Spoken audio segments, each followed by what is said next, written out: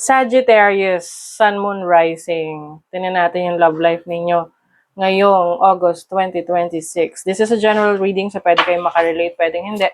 Just take what resonates. Another reminder, I will not message you or follow you para mag-offer ng services. So mag-ingat kayo sa mga fake accounts and scammers. Kung gusto nyo ng private reading, just go to my website, mysticqueenph.com, or you can book directly sa aking calendar. Link on the description or comments section. Okay, Sag, what's the energy ng love life ng mga Sagittarius? What's the energy ngayong August? Very soon, baka very soon magkakaroon ka na ng partner, romantic partner, relationship, love life para sa mga single dyan. Some of you naman, merong decision. Sabi rito, clearly decide what you want so that it comes to you now.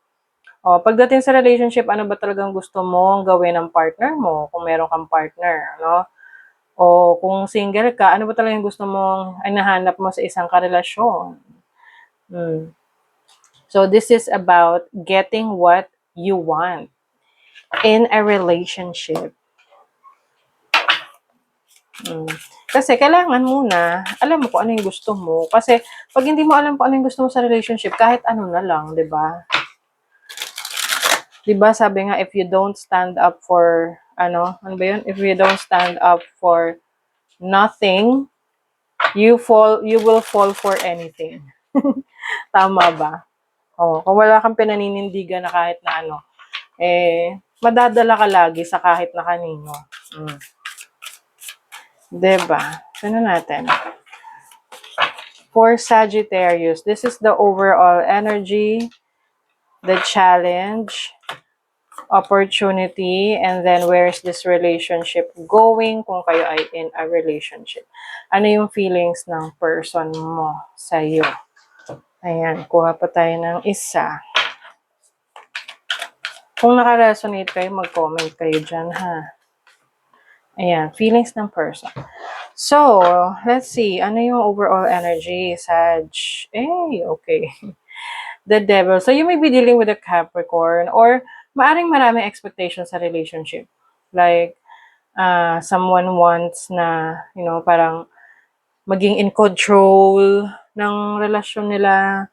Pwedeng merong power dynamics. Merong someone who likes to be in control sa relationship. So, pwede ikaw to or yung person mo.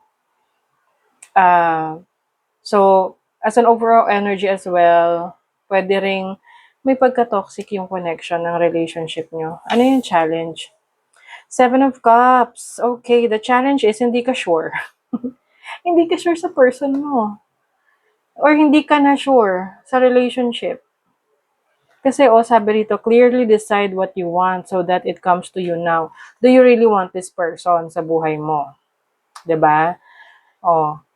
Yun yung challenge kasi kahit ikaw hindi mo alam kung anong gusto mo, naguguluhan ka.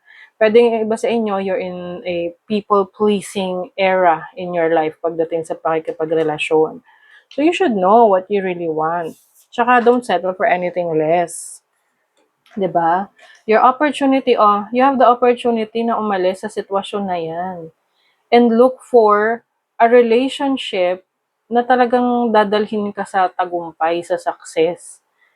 So, I see you moving forward, moving on. And then this is where the relationship is going. Ace of Cups, may bago. May bagong parating.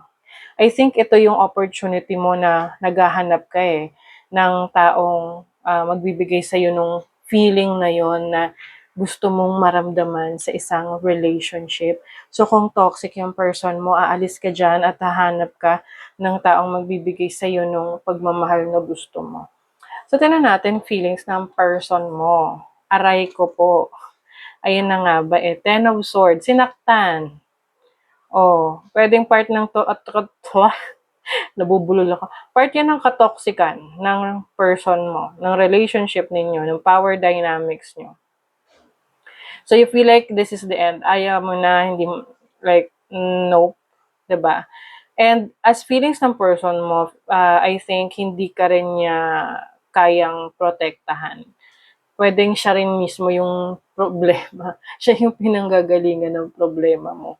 So this is a general reading ha. Kung hindi ka naka-relate, edi hindi mo to reading. So this is the feelings. Oh, don't lose faith. Good things are ahead of us. Oh, wag ka raw mawalan ng pag-asa sa kanya. Oh, kaya nga kasi 'di ba minsan mga toxic na tao, ulit-ulit nilang gagawin yung mga kasalanan nila. Oo, uubusin ka talaga, uubusin ka. Para 'pag wala ka na, di saka sila aalis, 'di ba? Yung mga parang parasitic relationship. So, ingat kayo kung nasa parasitic relationship kayo. If you feel na hindi ka na sigurado kung mahal mo siya at kung mahal ka niya, then you have the option to explore and look for the person na talagang magva-value sa'yo. Okay? So, that is your reading, Sagittarius. Thank you so much. See you again.